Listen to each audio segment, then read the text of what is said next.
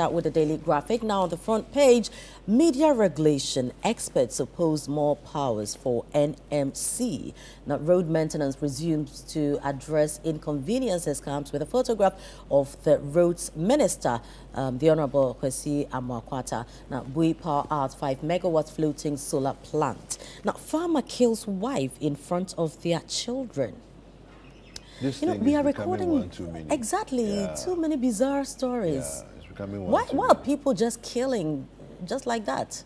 Well, I mean, first of all, the world in which we live in today in Ghana and of course globally has become the kind of it's very difficult to hide things now. So exposure of things that may have happened in the past is faster, and and it's in your face now. But then also, there's also a lot of pressure in the system as well. So you should be killing? No, but that's what it brings. It's like a boiling point. It's like a pressure cooker, right? And this is we have to find a way to deal with this because we puzzle killings are becoming too many. Yeah. We do need to now, and EC sets October 3 for district level election. The Ghanaian Times has these headlines. It says here, government rolls out alternative livelihood program for 8,000 fishers during closed season. Judgment in fresh start of Dr. Opuni case July 3rd. We have protect existing forests to mitigate climate change. And we also have here raising revenue from extractive sector. Ghana can bag $4.2 billion annually to resolve current economic crisis. This is coming from the IFS. Now moving on to the Business Finder, restructure external debt swiftly. It has serious exchange rate implications. This coming from the IFS. We won't export green minerals in raw state. Malcolm supports girl-child education. All right, the Chronicle has these headlines. It says here, crooks thwarting Ghana's investment drive, and as another worker allegedly steals 251,000 Ghana cedis from an employer.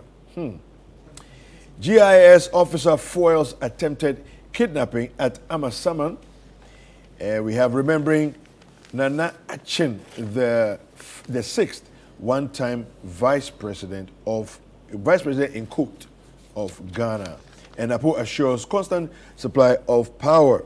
Jeremiah 7 verse 11 is our scripture for today. Has this house, which is called by my name, become a den of robbers in your sight? Behold, even I have seen it, declares the Lord. Now moving on to the Daybreak, OSP demands access to ICOM's platform. Now ICOMS is the Integrated Customs Management Systems. Now GRA officials panic. Baumia files nominations Friday. More than 75,000 kids in Ghana engaged in economic activity. This is coming from the GSS. Now, Bagbin predicts Baumia versus Mahama for 2024. Now, can we treat this as a prophecy? Baumia versus Mahama. You know the so warning from the IGP regarding prophecies and stuff like that. But so this is not 31st December. But is it a prophecy or is it a prediction? Or is there any difference between the two? Okay, he hasn't said God told him, so maybe it's just a prediction. All right. So the Daily Guide has these headlines. It says, pay or take PPAs cruel. This is coming from majority. You know, I find it interesting. So I'm asking myself, we didn't abrogate the contracts. Or maybe we can't abrogate the contracts. I'm not sure what it is. But we've also been paying for it, as a new government. Something that was procured by the other government. Maybe we can. Maybe that's what the contracts are like. So anyway, we'll see. So anyway, they say it's cruel. The majority in Parliament is saying it's cruel. Fisheries Ministry cracks whip on illegal fishing. Opuni appeal judgment is July 3rd, and we have D-Day for Aisha 1. And I guess that's today. Okay. Now the anchor. SHS graduate with 5 A's, 3 B's goes into Galamsey after tapping palm wine due to financial constraints. Did you hear that? I heard it. I heard it loud and clear. We have details of the story on page 2, but you know, look, when children do this, you know, we really don't have to let our young men suffer this fate, you know, because we are creating enemies of the state. You know, the boy has done so well through all the difficulties and all. Maybe COPE can help him. Yeah, maybe. No, COPE yeah, should be able we've taken people like this who are brilliant. Because this boy should not be in Galamsey, because the Galamsey itself is a problem. And for a young man who's been able to study, get 5 A's and 3 B's to engage in an illegal move, I mean, we can't do this. This is not the example we want to be setting. So maybe Citi TV, Citi FM, or Citi Foundation, you know, can... well, we can find him, Let's find it. Anyway, got East Assembly soaked in debts. Anyway, so if you are within Ga East and you are looking for some development works in your community, this is the problem. You know, the assembly itself is in debt. So don't expect any goodies coming your way. Now, giving NMC powers to bite, dangerous for media. Now, this according to Pratt Cabral, others insisting. Speeding vehicle kills Kath midwife. That's Confanochi Teaching Hospital at abandoned Sofoline interchange. Oh, wow. Charlie. Wow. Tragic. Very tragic. That's the anchor, right? Yes. The anchor. That's the story about the boy. The boy, yes. What's the headline again? SHS graduate with 5 A's, 3 B's goes into Galamsey after tapping palm wine due to financial constraints. Okay. Well, I mean, I think the editors of the anchor or the editor of the anchor can reach out. You know, you never know. You know, opportunity may be able to come for the boy. So go to citinewsroom.com for all your credible news updates. We have, let me give you a couple of stories from citinewsroom.com. Supreme Court's ruling on Quayson's case, worst so far. This is coming from Kweku Azar. That's an interesting angle. It was speaking on the point of view. Ukraine, Scholarship Secretariat can't be blamed for delay in fees payments. It's coming from Diaspora Head. Exercise restraint will fix roads destroyed by rains. This is coming from Roads Ministry. Okay. Roads Ministry, they are a very interesting group of people. Why? It looks as if the work is too much for them. No, but Ghana roads issues are too many. No, sometimes, honestly, I really feel for the road minister. Because Charlie, every road in Ghana is bad, though. Yeah. Even the good ones are bad. The good ones. You know what I mean, right? Have you used Even the good ones are bad. The circle overhead. You know, when you're moving from Adabraka towards... yes, I've used it towards Ebony.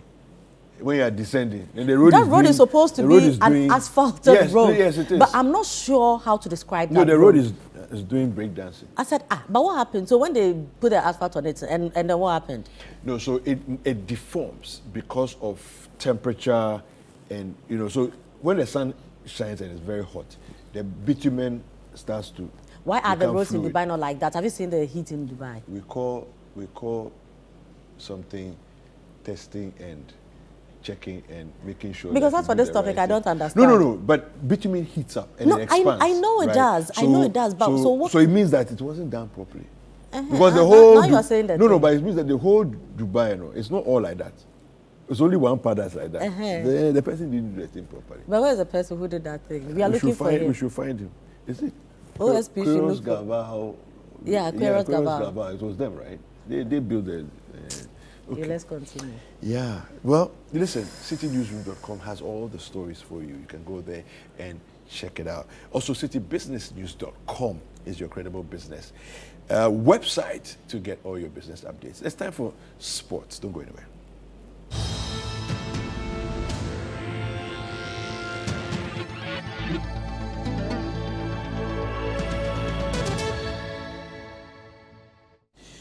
All right, it's time for some sports update. And let me just go right into player movement stories. Don't call me. Real Madrid have completed the signing of England midfielder Jude Bellingham from Borussia Dortmund on a 6-year deal. Okay. Spanish Giants will pay 103 million euros That's 88.5 million pounds for the 19-year-old, in addition to various potential add-ons. I find these stories very fascinating. When they mention the numbers, it's like you just mentioned the number. 100 million euros. If those add-ons are achieved, the deal could reach 133.9 million euros. That is over 115 million pounds. Bellingham, who started his career at Birmingham City, will be presented as a Real Madrid player at a ceremony on Thursday. The initial fee means he becomes the second most expensive English footballer after Jack Grealish, for whom Manchester City paid Aston Villa 100 million in 2021. Okay. Hey, 100 million, if they give it, you can even count. Yeah, no, I don't know. How much room do you need to pack 100 million in? No, but... No, you think about it. Don't convert it to Citi, so. Or you're converting it to Citi. No, even in pounds. Even in pounds. Even in pounds. Think about it. Yeah, because I think the highest note is... £1,000 is like this thick. Yes. 100 pound notes, yeah. right? £1,000 is like this thick. Okay. And how much is £1 million? It's 1,000 times 1,000. So 1,000 of these. The mathematics have confused 1,000 me. of these. All I know is I can spend it. And then it's 100 of whatever that million is. So this mathematics stuff is crazy. That's all I know. It's crazy money. It's crazy money. All right. Fatma Samura, this is on FIFA Stories. Fatma Samura is to step down after 7 years as FIFA's Secretary General to spend more time with her family. Appointed in 2016, the 60-year-old will oversee this year's Women's World Cup in Australia and New Zealand before leaving at the end of the year. Now, Samura, the first female and non-European in the role, was a surprise choice after the election of Gianni Infantino as FIFA president. Now, FIFA President Infantino paid tribute to Samura and said he respected her decision to depart. During Samura's time as head of FIFA administration, women's football has become more popular and more organized. I think she's done a fantastic job, and I hope other women get opportunities to play at that high level in FIFA. UEFA Nations League, Croatia defeated the Netherlands 4-2 in Wednesday's UEFA Nations League semi-finals played in Rotterdam. The Dutch got on the score sheet first, but the visitors turned the match to lead 2-1. Now, the home side pulled level late in the game to send it to extra time, where Luka Modric and Bruno Petkovic scored to send Croatia through to the final on Sunday. They will face either Italy or Spain, who face each other in the second semi-final on Thursday. All right, so that's what we have for sports today. At this point, I want to say a good morning to Nana Fridwa Ajeman. He's a friend of Breakfast Daily. Yeah, and is it a board chairman of National Theatre? Board chairman of National Theatre as well. Yeah, and he's Man City. Well, he's a citizen. That's actually why I'm giving him a shout out, all in honor and celebration of Citi, my idea. Nana, thank you. Good morning. On behalf of Nana, let me say thank you. Oh, okay. Yeah. All right. Okay.